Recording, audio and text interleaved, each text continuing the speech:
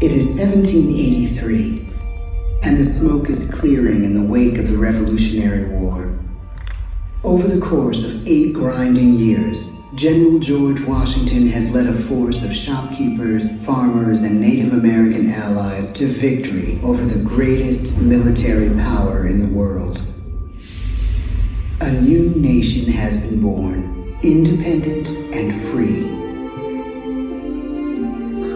The founders must form a national government. In 1787, through months of passionate debate, they create a written constitution. For the country's highest office, they imagine something new in the history of the world. A leader not born to power like a king or queen.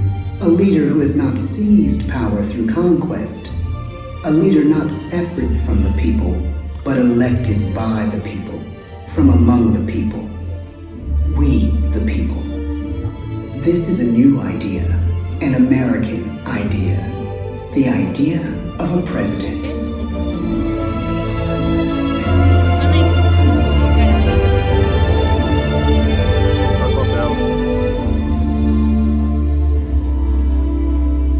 The people don't know exactly what a president will be, but there is little doubt who it will be. George Washington's stature and bearing have marked him as a leader. His integrity has made him a great one. Washington knows that many generals who have led successful revolutions make themselves dictators or kings. Instead, he steps down from power and retires to his home, Mount Vernon. The world takes note, and George Washington becomes the symbol of American ideals. In the first presidential election, it's Washington by a landslide. The only doubt seems to be his own. He writes, "Integrity and firmness is all I can promise. Integrity and firmness is exactly what we need." Everything he does as president will set a model for his successors. His final act may be the most important of all. After 2 terms, with no term limit in the Constitution and amid overwhelming support to stay in office, he steps down once again and hands power back to the people. He wants us to speak, to elect a new president. During the early years of the Republic, we choose leaders as different as Thomas Jefferson, John Adams, and Andrew Jackson. Elections are often bitter. Each president stands at that fiery intersection where personal character meets the challenges of the times. Some call the presidency a glorious burden. Jefferson calls it a splendid misery. We, the people, must choose well. We elect 15 presidents before the course of history brings us to the edge of a crisis like no other. A nation born of freedom still permits slavery. As the country pushes west, will new states be slave or free? The question produces bitter conflict. The issue rocks the election of 1860 and brings Abraham Lincoln onto the national stage. The tall, lanky, some say uncouth candidate from Illinois is a master of words at a time when speeches are printed in full for people to read. A house divided against itself cannot stand, he has said. With Lincoln's election, the House does indeed divide. Civil War. 11 states secede from the Union. The war becomes a defining passage in the American story. The president's own inner strength and depth of character changed the course of history. Lincoln had come up the hard way, on the American frontier, desperately poor, with less than a year of formal schooling. His early years were scarred by tragedy, the death of his mother, his sister, his first love. He struggles with depression, but never loses his determination to rise above it. He once said he's driven by a desire to leave the world a little better place for having lived in it. The war rages. Lincoln fights to preserve the Union and end slavery. Neither is a sure thing. At Gettysburg, Pennsylvania, 6 months after one of the bloodiest battles of the war, the president dedicates a cemetery to the thousands of soldiers who died there, in words we can never forget.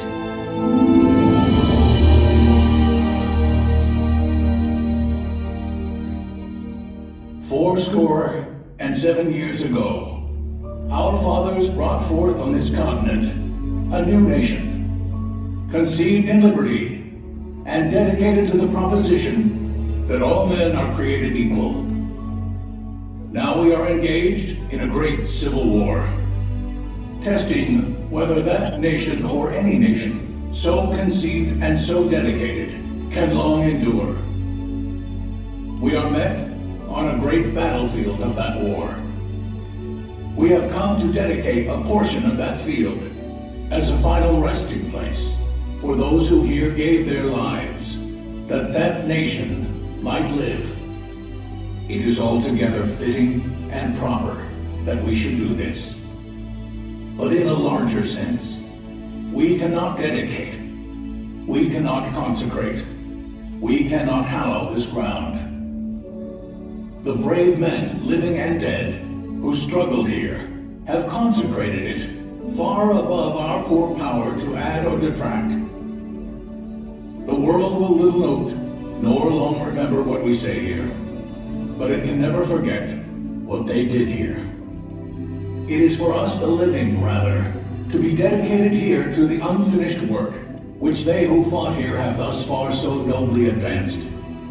It is rather for us to be here dedicated to the great task remaining before us, that from these honored dead we take increased devotion to that cause for which they gave the last full measure of devotion. That we here highly resolve that these dead shall not have died in vain, that this nation, under God, shall have a new birth of freedom, and the government of the people, by the people, for the people, shall not perish from the earth. The blood of over 500,000 Americans is spilled in this Civil War. President Lincoln's enduring hope is to give true meaning to the sacrifices of so many, to lead us to that new birth of freedom. With the end of the war and the end of slavery, a new birth truly begins. As we roll toward the 20th century, settlers roll west on wagon wheels and railroads connect the nation coast to coast. Millions of immigrants pour in from Europe and Asia. Population doubles. Our economy triples. Our standing among nations rises. We need presidents who can lead both at home and abroad. At the same time, a young Theodore Roosevelt is retreating from New York politics and personal tragedy. The death of his wife and his mother on the same day in the same house. In the Badlands of North Dakota, he rethinks his life and the life of his country. He returns stronger in body and spirit. His renewed energy is just what his country needs.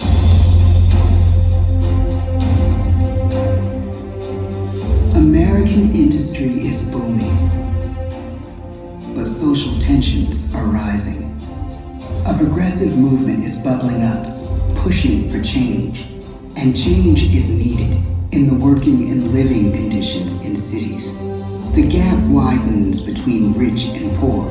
The demand for change grows stronger. Teddy Roosevelt is a knight on a crusade. He speaks with force and vitality in clear terms that make colorful headlines at a time when mass-market newspapers have become the new media. To define his foreign policy, he borrows a phrase from an African proverb: speak softly and carry a big stick. But his greatest accomplishments are made at home.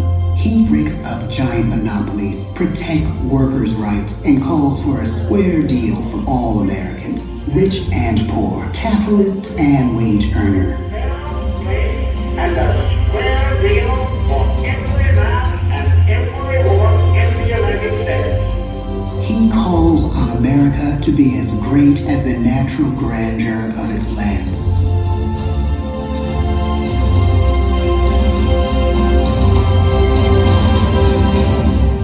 Keep your eyes on the stars and your feet on the ground, he tells us.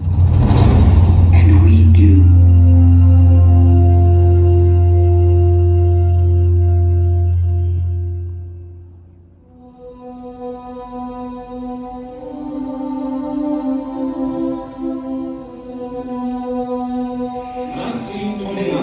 The bottom fell out of the market. 12 million unemployed. The breadlines and the super. The results of the 1932 election now appear. When we elect our 32nd president, it is the worst of times. The course of history and the course of one president's life again shape a turning point in our national destiny. Franklin D. Roosevelt, paralyzed by polio, knows how to restore the faith of a people paralyzed by the Great Depression. I believe in practical explanation and in practical power. He has found the inner strength his countrymen now need. He speaks to us like a friend, a neighbor. His optimism is contagious, his voice perfect for the latest breakthrough medium, radio.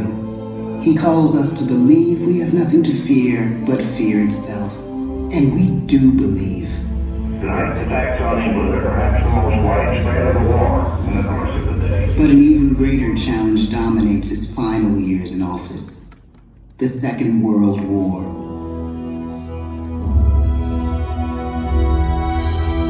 We must be the great arsenal of democracy. This is an emergency as serious as war itself. We stun the world with our production. When bombs fall on U.S. troops in Pearl Harbor, he calls us to fight on the war front and sacrifice on the home front.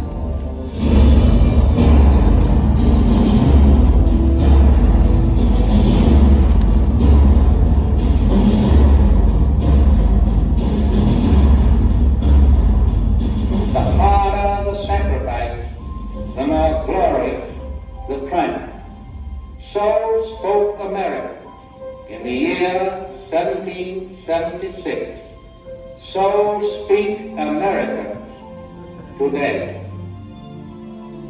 The world changes. The country changes. And yet, in one sense, what we need most from our presidents has never changed. A guiding vision that calls forth the best that America can be. Will outer space be developed for the benefit of all mankind? Or will it become another focus for the arms race? The choice is urgent, and it is ours to make.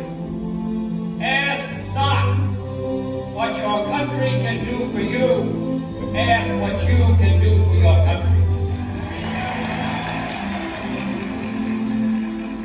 But really, it's all of us who must overcome the crippling legacy of bigotry and injustice. And we shall overcome. One of the agreements that President Sadat and Prime Minister Begin are signing tonight is entitled A Framework for Peace in the Middle East. Mr. Gorbachev, tear down this wall. You have lost too much, but you have certainly not lost America. I can hear you. The rest of the world hears you. Loving this country requires the willingness to speak out for what is right, to shake up the status quo. That's America. Our presidency is no longer just an idea. It is an idea with a proud history. Ladies and gentlemen, the presidents of the United States of America.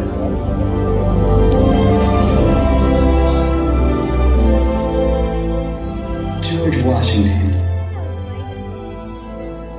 John Adams, Thomas Jefferson, James Madison, James Monroe, John Quincy Adams, Andrew Jackson,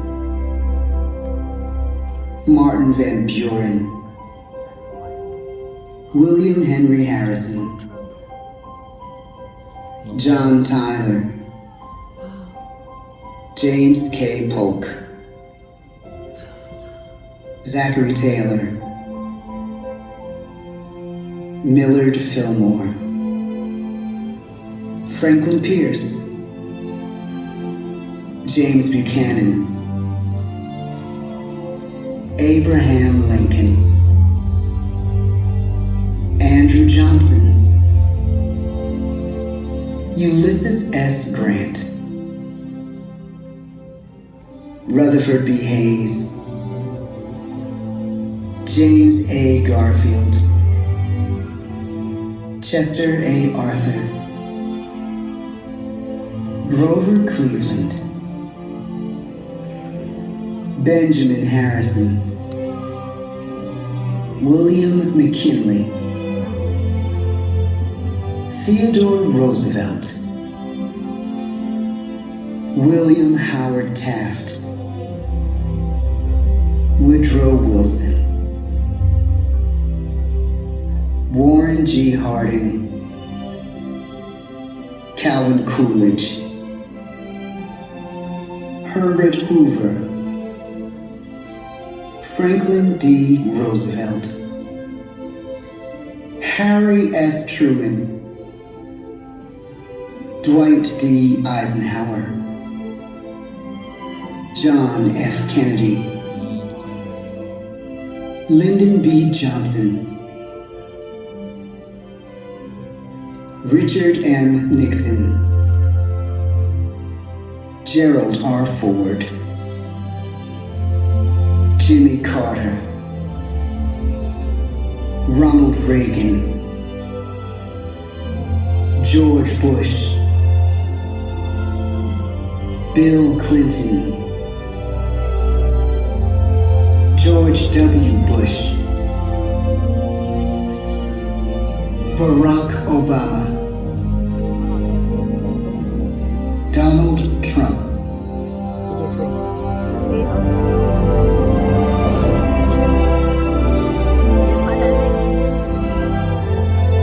and now we come to the present. Once again, we place our trust in the idea of a president, as we have from the beginning. My fellow citizens, no event could have filled me with greater anxieties than that notification on the 14th day of April, 1789, that you had selected me to lead our nation. But it was with the confidence of my fellow citizens that I took an oath. 35 simple words that have been repeated by every American president throughout history. I, Joseph Robinette Biden Jr., do solemnly swear that I will faithfully execute the office of President of the United States, and I will, to the best of my ability, preserve, protect, and defend the Constitution of the United States. So help me God. The presidency of the United States is a role unique in the world, an office entrusted to each president by us, we the people. Therein lies the genius of that new idea, now over 200 years old. A new idea our presidents have turned into a great American idea again and again.